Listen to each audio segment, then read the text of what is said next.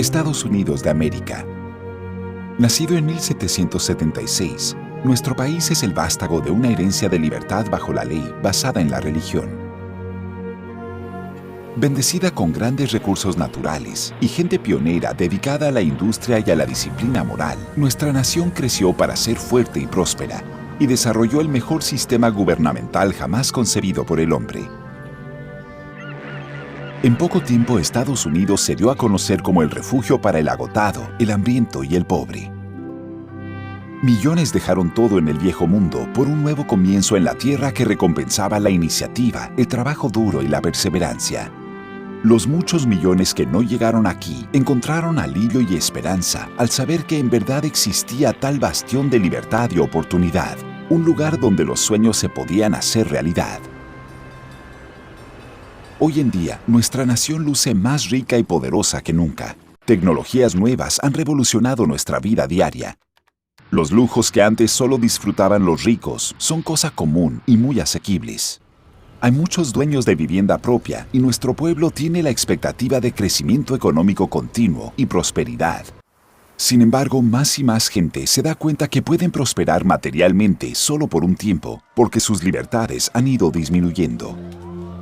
La alarmante realidad es que Estados Unidos se ha apartado de sus admirables comienzos. Nuestro pueblo y las empresas se quejan bajo una carga abrumadora de problemas económicos, políticos y sociales, que son el resultado de un extenso despegue de las verdades fundamentales que una vez hicieron esta gran nación.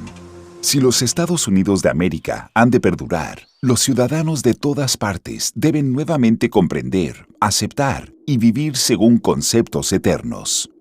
Conceptos llamados americanismo.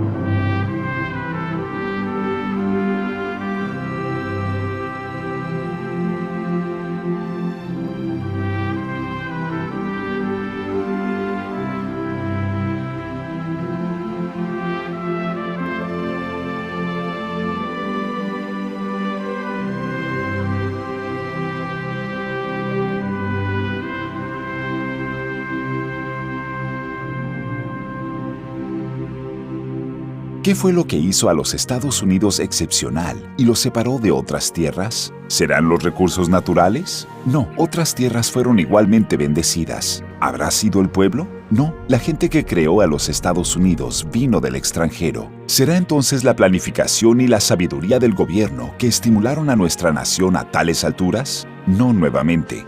No fue lo que el gobierno hizo que engrandeció a los Estados Unidos, fue lo que el gobierno evitó hacer lo que marcó la diferencia. Lo que separó a los Estados Unidos de los demás fue la libertad para el individuo, libertad para trabajar, para producir, tener éxito y especialmente libertad para disfrutar los frutos del trabajo. Estados Unidos se hizo excepcional, precisamente porque se había impedido el efecto sofocante de un gobierno excesivo. Sin embargo, la libertad en los Estados Unidos no era desenfrenada. Los estadounidenses escogieron de manera decisiva limitar sus acciones a través de códigos morales como los 10 mandamientos. Moral personal y gobierno limitado es la combinación que caracterizó a los Estados Unidos y lo hizo ser la envidia del mundo.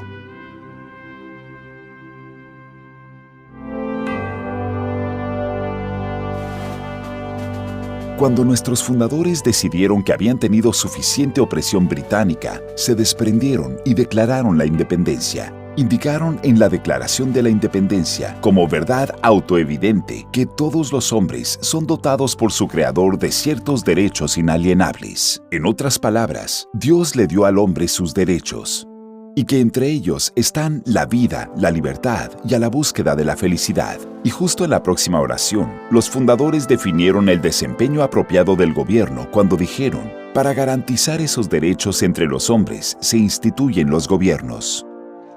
Esta es la base filosófica entera de nuestra nación. Aquí el gobierno no puede redistribuir riquezas legítimamente, asumir poder sobre la vida del pueblo y dominar la existencia del hombre con impuestos opresivos, regulaciones y controles. De acuerdo a los fundadores, el gobierno debería ser una fuerza negativa que deja a la gente tranquila. Su mera función es proteger a los ciudadanos unos de otros y de gobiernos extranjeros, y especialmente del propio gobierno en sí. Los fundadores no crearon al gobierno para ser una fuerza positiva y hacer cosas para o por la gente, para tomar de algunos y darle a otros. Ellos sabían que cuando el gobierno hace algo por un ciudadano, debe tomar de otro para hacerlo, adquiriendo control sobre ambos en el proceso.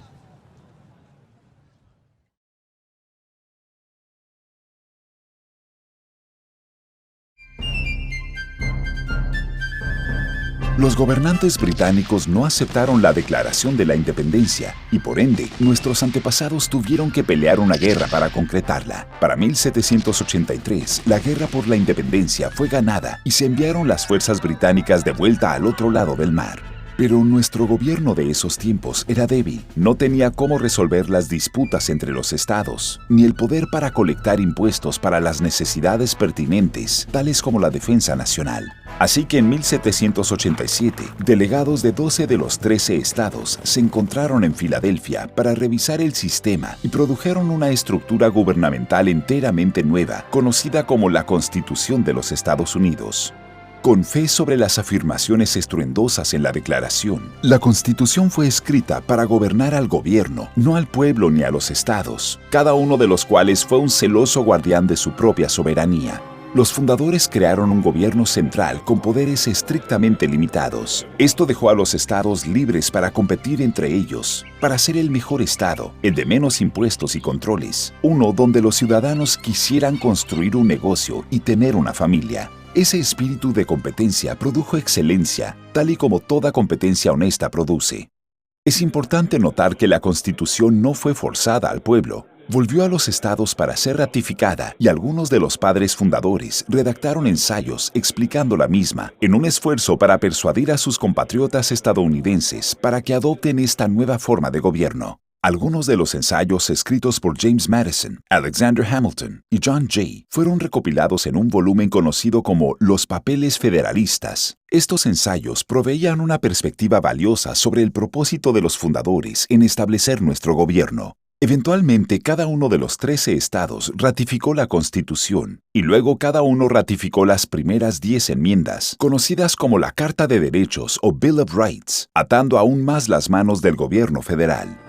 Estas enmiendas ciertamente son sobre derechos, pero sería mejor si la Carta de Derechos fuera llamada la Carta de Limitaciones del Gobierno. ¿Por qué? Porque es esencial reconocer que la Carta de Derechos nunca otorgó derechos a los ciudadanos en lo absoluto. Su único propósito fue salvaguardar nuestros derechos divinos a través de la limitación del poder del gobierno.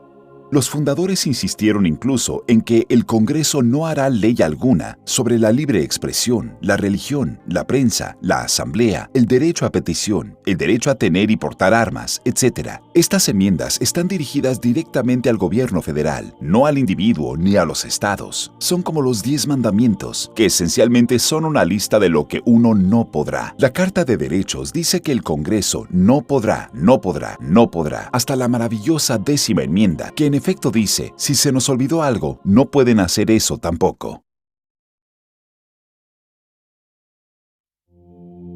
Cuando Benjamin Franklin salió de la Convención Constitucional, una mujer le preguntó, «Señor, ¿qué es lo que nos ha dado?»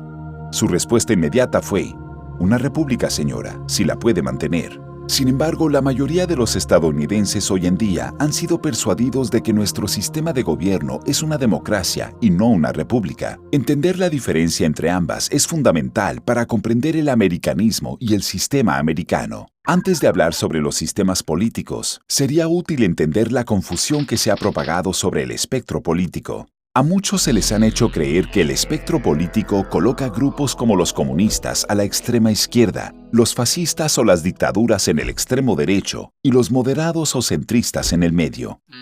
Sin embargo, un espectro más preciso mostraría un gobierno con cero poder a la derecha extrema y teniendo poder absoluto en el extremo izquierdo. A la extrema derecha no hay gobierno. El extremo izquierdo destaca un gobierno totalitario, bajo tales etiquetas como el comunismo, socialismo, nazismo, fascismo, príncipes, potentados, dictadores, reyes, cualquier forma de gobierno totalitario. Aquellos quienes tildan a los nazis y fascistas como derechistas nunca definen sus términos. Esto se presta para propagar confusión. Hacia el centro del espectro político se puede encontrar el gobierno limitado a su rol apropiado de proteger los derechos del pueblo. Ahí yace la Constitución de los Estados Unidos. Aquellos quienes abogan por esta forma de gobierno realmente son moderados constitucionales.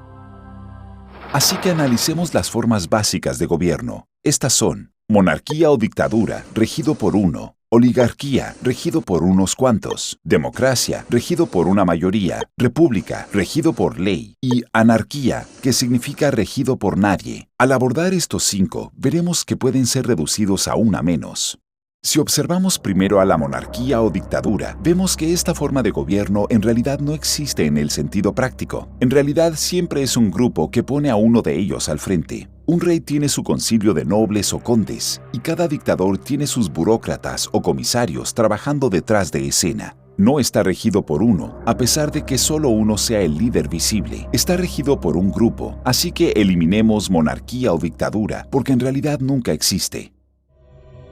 La oligarquía, o gobernar por un grupo, es la forma de gobierno más común en toda la historia, y es la más común hoy día. La mayoría de las naciones del mundo son regidas por un puñado de poderosos, y por lo tanto la oligarquía permanece. Al otro extremo vemos la anarquía, que significa sin gobierno. Hay quienes han repasado la historia y encontraron que muchos de sus peores crímenes fueron cometidos por los gobiernos, así que decidieron que no tenerlo sería una buena idea. Pero esto es un error, porque como los antiguos griegos afirman, sin ley no puede haber libertad. Nuestros padres fundadores estaban de acuerdo con esto y sostuvieron que cierta forma de gobierno es una fuerza necesaria en cualquier sociedad civilizada ordenada. En un estado de anarquía, todos tienen que defender la vida, la libertad y la propiedad, así como la vida de los miembros de la familia. Todos deben estar armados y el movimiento es sumamente restringido, ya que la propiedad debe ser protegida a toda hora. La gente civilizada siempre ha tenido a un guardián, un alguacil, fuerza de policía o alguna rama del gobierno.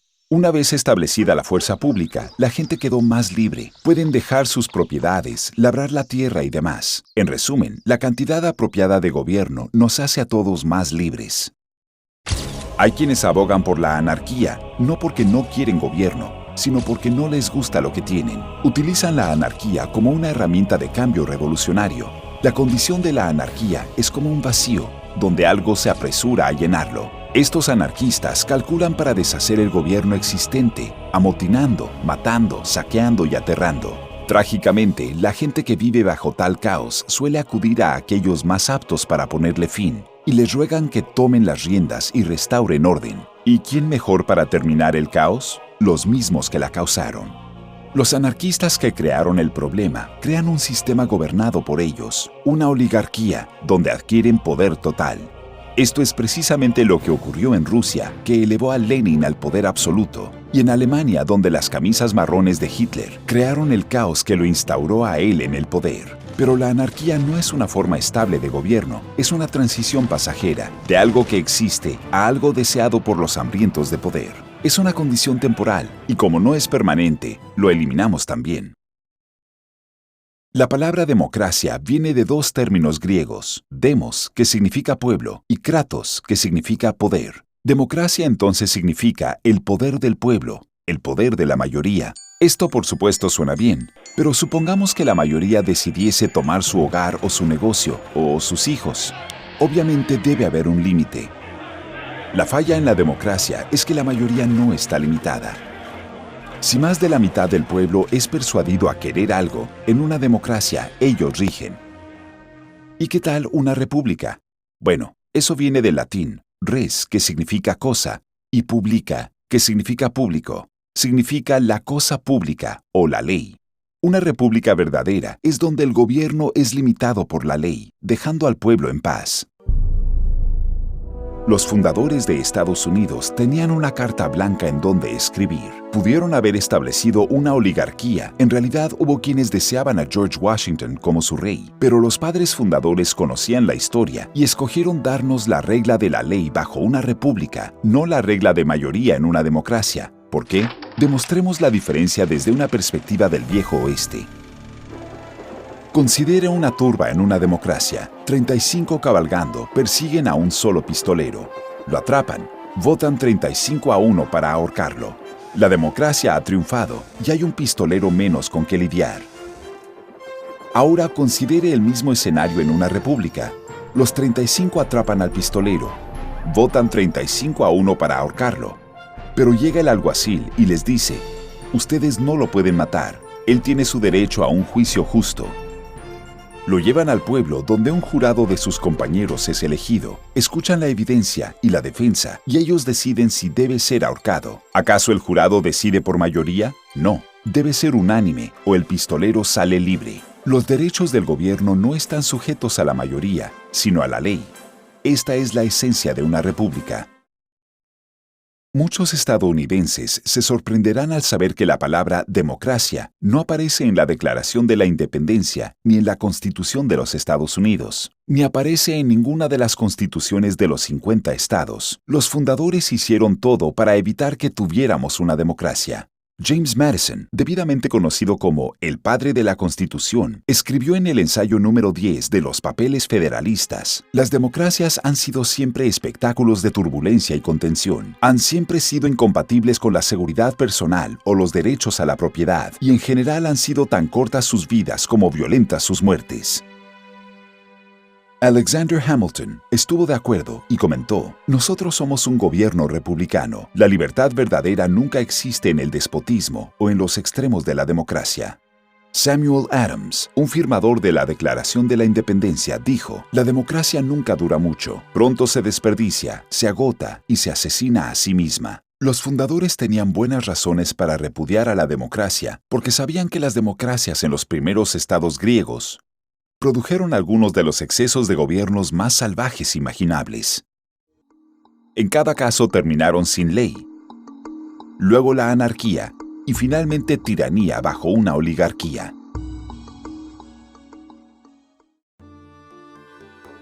Durante ese periodo en Grecia hubo un hombre llamado Solón, quien se instó en la creación de un cuerpo fijo de ley, no sujeto a los antojos de la mayoría. Y a pesar de que los griegos nunca adoptaron este sabio consejo de Solón, los romanos sí lo hicieron. Basados en lo que sabían de las leyes de Solón, crearon las 12 tablas de la ley romana y en efecto construyeron una república que limitaba el poder del gobierno y dejaba al pueblo tranquilo. Y como el gobierno se mantenía limitado, las personas quedaban libres para producir con el entendimiento de que podían gozar de los frutos de su labor. Con el correr del tiempo, Roma se volvió rica y fue la envidia del mundo. Pero en medio de la abundancia, el pueblo romano olvidó lo que significaba mantener la libertad. Olvidaron que la esencia de la libertad es la limitación de vida del gobierno. Cuando el poder del gobierno crece, las libertades del pueblo se desvanecen. Una vez que los romanos bajaron su guardia, los políticos en busca del poder comenzaron a exceder los poderes otorgados por la Constitución romana. Algunos aprendieron que podían elegir políticos que utilizaran el poder del Estado para tomar la propiedad de algunos y otorgarla a otros. Se introdujeron los subsidios de agricultura, seguido por programas de asistencia social y viviendas. Inevitablemente aumentaron los impuestos y los controles sobre el sector privado fueron forzados. En poco tiempo, numerosos productores de Roma ya no podían subsistir, culminando en un subsidio de desempleo y cesantía. La productividad declinó, se desarrolló la escasez y la muchedumbre comenzó a tomar las calles, exigiendo pan y circo del gobierno. Muchos fueron obligados a negociar libertad por seguridad. Eventualmente, el sistema completo se derrumbó. Fueron de una república a una democracia y finalizaron con una oligarquía bajo una progresión de los Césares.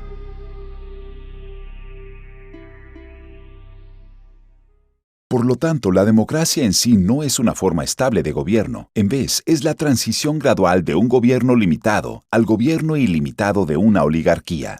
Sabiendo esto, a nosotros como estadounidenses finalmente nos quedan dos opciones. Podemos quedarnos con nuestra república, como dijo Franklin, o inevitablemente culminaremos en una oligarquía, una tiranía de la élite.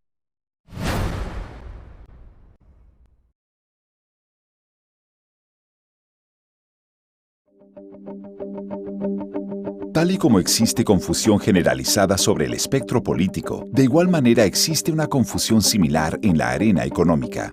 Durante el siglo XX, se le hizo creer a los estadounidenses que había una gran lucha entre el capitalismo y el mundo comunista. Sin duda existía una batalla, aunque los adversarios reales nunca han sido debidamente identificados. No puede haber una discusión sobre sistemas económicos sin antes definir términos, y uno de los términos más básicos en economía es capital, cuya definición es los medios para la producción. Para ilustrar qué es capital, consideremos una economía muy sencilla.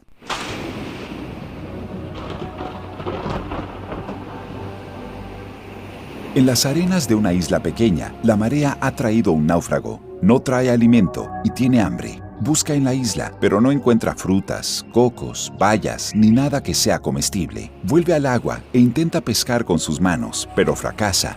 Así que vuelve a la orilla, encuentra un arbusto. Él parte una rama y con sus dientes roe uno de los extremos y logra formar una punta. Vuelve al agua y con su lanza logra su pesca. Su lanza es capital. Es el medio de producción para pescar. Invirtió parte de su tiempo y esfuerzo para producir algo que no pudo comer, pero algo que lo ayudaría a producir algo para comer. Capital, entonces, pueden ser herramientas, maquinarias, hasta la lanza de un náufrago hecha a mano para pescar.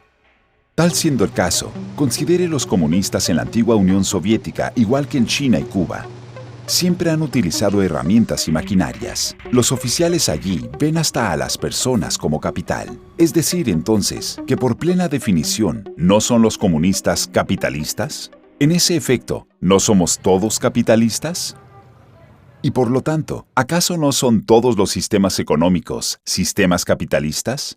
Entonces, ¿cuál es la diferencia entre lo que es el sistema comunista y lo que se supone que sea el sistema capitalista estadounidense?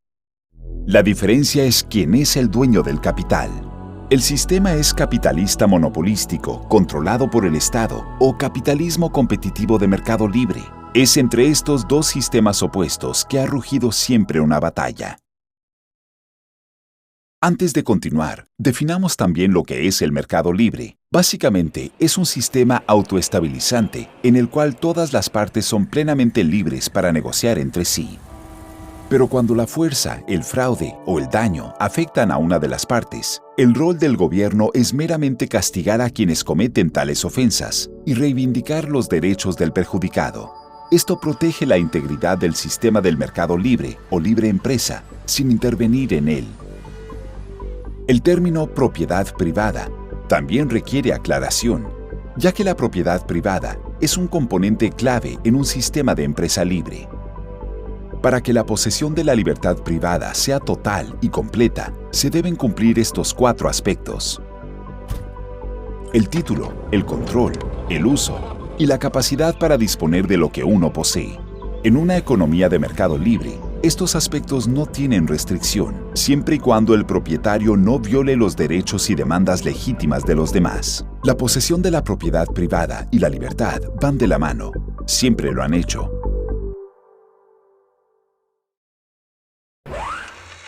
Ahora comparemos a ambos sistemas de capitalismo. En el sistema de empresa libre, la propiedad o capital es poseído y controlado privadamente. En la economía monopolística, poseer título de capital puede ser consumado de manera privada o por el Estado. Pero lo más importante es que el capital es controlado por el Estado y/o por una élite selecta que controla al Estado. El Manifiesto Comunista, el cual contiene el programa básico para todos los comunistas y socialistas, predica de manera explícita la destrucción y abolición de la propiedad privada. Karl Marx entendió los poderes del control de capital, igual que todo comunista y socialista que han mirado y aún miran a Marx como su líder. El capitalismo controlado por el Estado resulta en precios altos y baja calidad. Después de todo, ¿qué motivo tendría un monopolio en mejorar si no tiene competencia? Por otro lado, los productores honestos, ahorrativos y trabajadores de todo el mundo prefieren los sistemas competitivos de libre empresa para todos. En este sistema prevalecen los bajos precios y la alta calidad, ya que una variedad de fabricantes buscarán atraer la mayor cantidad de clientes. La competencia siempre resulta en excelencia y siempre lo hará. Así como el espectro político demuestra el alcance del poder gubernamental, de igual manera podemos trazar los varios sistemas económicos en otro espectro. Estas formas de control gubernamental en el mercado mantienen un contraste pronunciado con un mercado plenamente libre.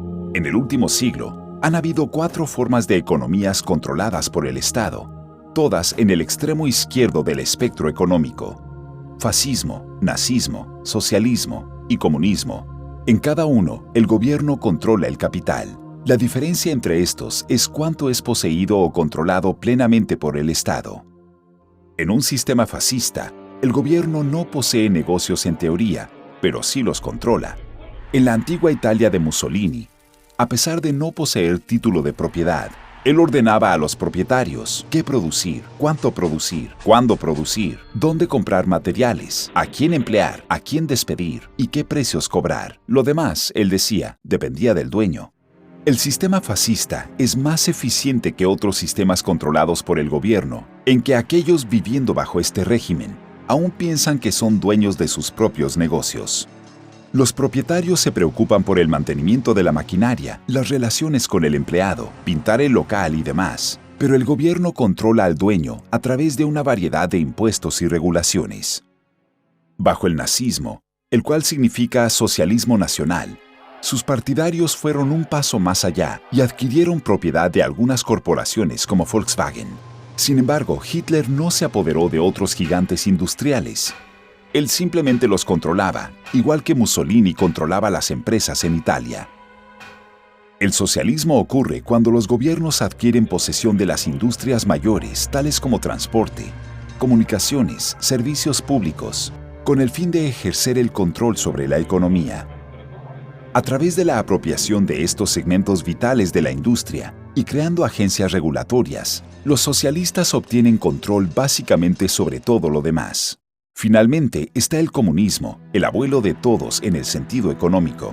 En cierto aspecto, el comunismo es más honesto que el fascismo, ya que todo el capital es poseído y controlado por el Estado. No hay falsas pretensiones sobre el asunto. Ahora combinemos los sistemas económicos y políticos, porque en fin, uno nunca existe sin el otro. Vemos nuevamente que finalmente solo hay 2 opciones: un sistema de libre empresa competitiva en una república, o un sistema controlado y monopolizado bajo una oligarquía.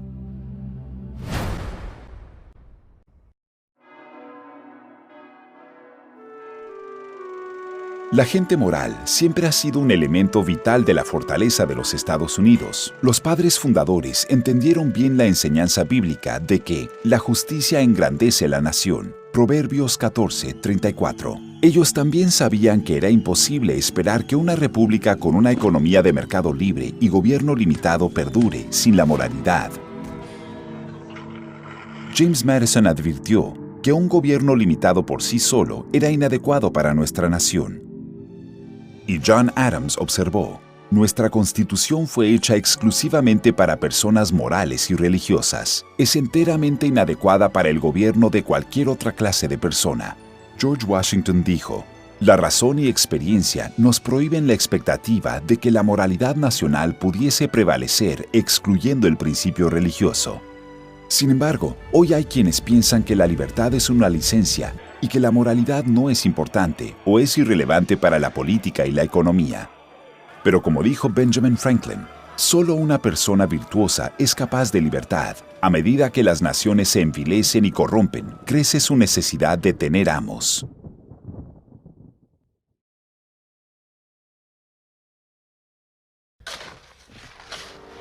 La alternativa al americanismo es lo que ha condenado a la gran mayoría de la raza humana a vivir como esclavos a través del milenio.